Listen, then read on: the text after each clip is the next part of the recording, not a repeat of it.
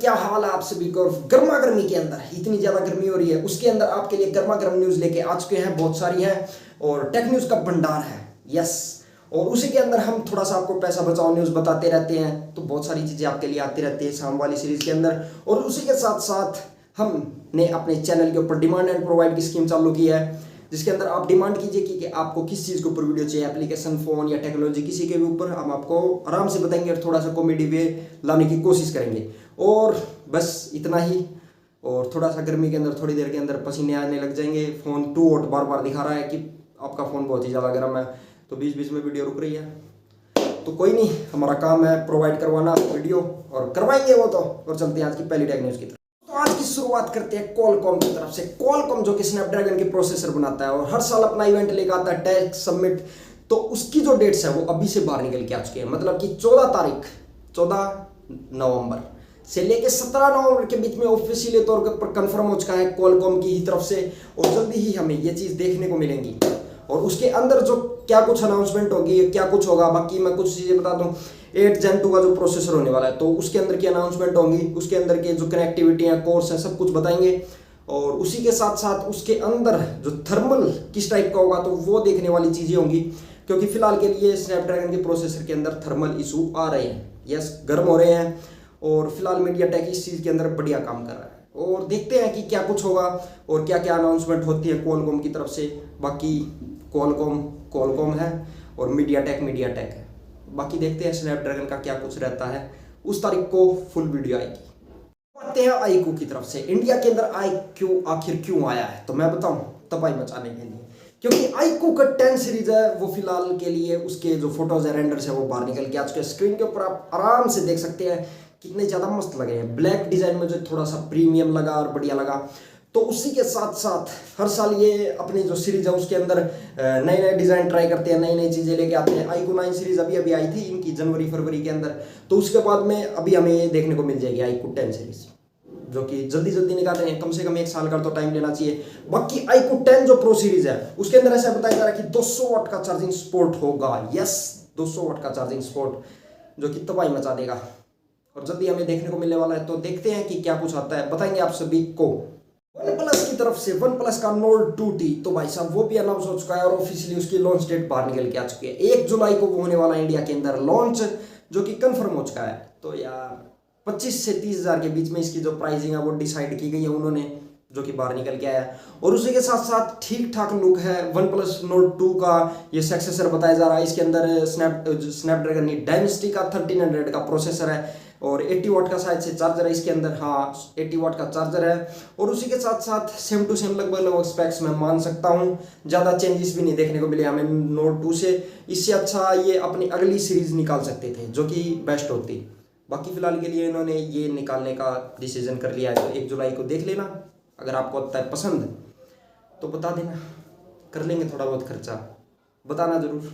और चलते अगली न्यूज़ पर। मार्केट के जो हालात चल रहे हैं उसके अंदर सैमसंग भी चपेट में आ गया है। ऐसा मैं क्यों कह रहा हूँ, क्योंकि सैमसंग के जो 50 मिलियन प्रोडक्ट्स हैं, यस 50 मिलियन प्रोडक्ट्स हैं, तो भाई साहब वो फिलहाल इन्वेंट्री के अंदर वैसे के वैसे पड़े हुए हैं। उसके 50 मिलियन थोड़े नहीं होते मेरे भाई, 50 मिलियन, जो कि TWS गैजेट्स है अलग अलग टाइप के, तो वो वैसे के वैसे इन्वेंट्री के अंदर है। और जो फिलहाल जो प्रोडक्शन के अंदर जो नए प्रोडक्ट्स आने वाले थे, तो उनकी जो वो बनाने की प्रक्रिया उसको रोक दिया गया है, मैन्युफैक्चर को रोक दिया गया है। 30 मिलियन प्रोडक्ट्स की जो मैन्युफैक्चर है उसको बंद कर दिया गया है फिलहाल के लिए। और ऐसा बताया जा रहा है कि जब वो इन्वेंट्री पहले वाली खाली होगी तब जाकर वो आगे जाकर प्रोडक्शन शुरू करेंगे। और फिलहाल सैमसंग भी लपेटे के अंदर है। बाकी ये फिलहाल जो न्यूज़ बता रहा हूँ मैं पूरी ग्लोबली है। इंडिया के अंदर शायद से मुझे नहीं लगता कि इतना ज़्यादा फर्क पड़ा होगा, क्योंकि इंडिया के अंदर हमेशा ये दूसरे तीसरे नंबर के ऊपर रहता है। यस, और देखते हैं कि आगे क्या होता है। बाकी सैमसंग के साथ ऐसा चल रहा है फिलहाल के लिए। मे भी फ्यूचर के अंदर हमें उसके प्रोडक्ट्स और महंगे और ज़्यादा से ज़्यादा कम से कम देखने को मिल जाए, क्या पता, देखते हैं। ये न्यूज़ बताने से पहले मैं आपसे एक सवाल पूछता हूँ, आपके फ़ोन का चार्जर है वो कितने वॉट का है, बता दीजिए कमेंट करके। और फिलहाल मार्केट के अंदर जो वाट का गेम चल रहा है कि मतलब 160 वाट, 200 वाट, तो ये चीज़ फिलहाल ट्रेंडिंग के अंदर चल रही है फ़ोन बेचने के लिए, और बहुत सारी कंपनियां लेके भी आ चुकी हैं। तो फिलहाल के लिए अभी तक मैक्सिमम 200 वाट का हमें देखने को मिला है। तो फिलहाल 240 वाट की न्यूज़ निकल के आ रही है। बाकी ओप्पो ने अपने MWC के जो भी इनका इवेंट होता है उसके अंदर बता दिया था कि ये 240 वोट को आगे लेके आने वाले हैं। 9 मिनट के अंदर 4500 mAh की बैटरी को चार्ज कर दिया था। तो यार स्पीड बढ़िया है, जल्दी जल्दी चार्ज करना बढ़िया है फ़ोन को, क्योंकि कम टाइम के अंदर आपको जो एकदम से काम रैपिड काम होते हैं तो वो करने के अंदर मदद मिलती है। मगर जो 120 वाट है, 200 वाट है, तो ये आपके फ़ोन की बैटरी को ज़्यादा गर्म भी करती हैं, मतलब ब्लास्ट का खतरा बना रहता है। और उसी के साथ साथ इसके अंदर जो बैटरी होती है वो जल्दी ख़राब होती है। तो ये दो खतरे बने रहते हैं, मगर उसी के साथ साथ हमें स्पीड मिलती है, कुछ इसके फ़ायदे भी हैं। तो फिलहाल के लिए 240 वाट बहुत सारी कंपनियां काम कर रही है और हमें मिलने वाला है कुछ ही टाइम के बाद। देखते हैं कि क्या कुछ होगा, बताएंगे। Xiaomi की तरफ से ग्लोबली एक नया और तगड़ा फ़ोन आने वाला है, जो कि भाई साहब इसके स्पेक्स होंगे तगड़े, खतरनाक और प्रो लेवल के। Xiaomi का 12T इसका नाम होगा, ग्लोबली आने वाला है। और उसी के साथ साथ इसके लगभग सारे स्पेक्स बाहर निकल के आ चुके हैं। तो मैं आपको स्क्रीन के ऊपर दिखा देता हूँ।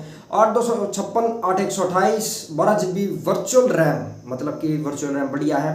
और उसी के साथ साथ NFC, जो कि इंडिया के अंदर ज़्यादा यूज़ नहीं होती है, Android 12, MIUI 13 के साथ, और 8+ Gen 1 का प्रोसेसर, जो कि अभी तक का इनका सबसे लेटेस्ट प्रोसेसर होने वाला है, जो कि अगले महीने में हमें देखने को मिलेगा बहुत सारे फ़ोन्स के अंदर। 120 हर्ट्ज़ की एमोलेड स्क्रीन, तो बढ़िया स्क्रीन है। और उसी के साथ साथ 120 वाट का फास्ट चार्जर। तो भाई साहब ये चीज़ भी इसकी ठीक लगी। तो कुछ ये स्पेक्स होंगे इसके अंदर। मुकुल शर्मा जी ने ट्वीट करके इसके बारे में बताया था, और जल्दी हमें देखने को मिल सकता है इंडिया के अंदर भी, जो कि बहुत सारे फ़ोन लेके आने वाले हैं। तो यार आपस में सलाह मिला के लाया करो सारे के सारे फ़ोन तो कोई नहीं, आएगा तो देखेंगे ये फ्लैगशिप फ़ोन क्या करता है।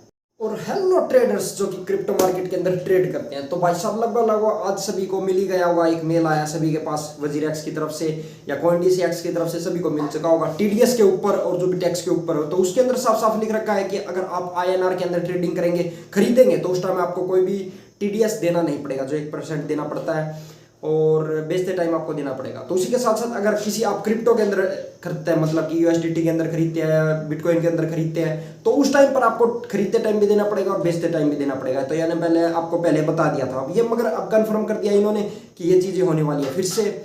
और बाकी इनकम टैक्स ने पहले ही PDF भेज दिया था। तो 50,000 के ऊपर, मतलब कि अगर होती है ट्रांजेक्शन होती है, तो उसके अंदर आपका जो टैक्स है वो थोड़ा सा माफ़ हो जाएगा, 5% के आसपास होगा, कुछ इस टाइप में बाहर निकल के आया।